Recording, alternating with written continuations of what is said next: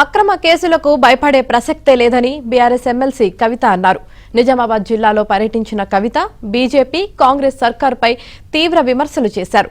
కేసీఆర్ ను ఎదుర్కొనే ధైర్యం, దమ్ము లేకనే తనతో పాటు కేటీఆర్ పై అక్రమ కేసులు పెట్టారని మండిపడ్డారు.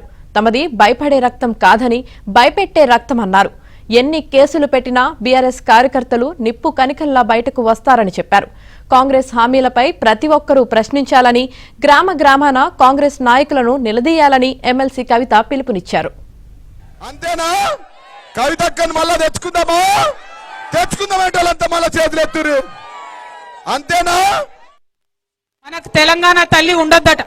మన తెలంగాణ సంస్కృతి అయినటువంటి తెలంగాణ తల్లి వద్దట.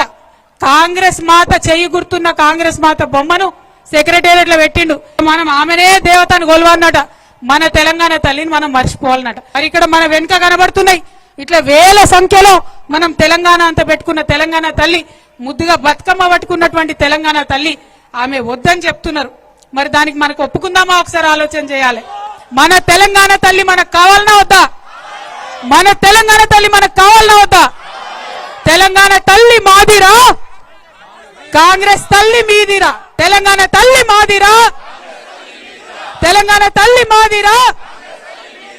మరి మన సంస్కృతి మీద, మన పొట్ట మీద, ప్రతి ఒక్క అంశం మీద దాడి చేస్తున్నటువంటి కాంగ్రెస్ సర్కార్ని ఖచ్చితంగా ఎదిరిద్దాం.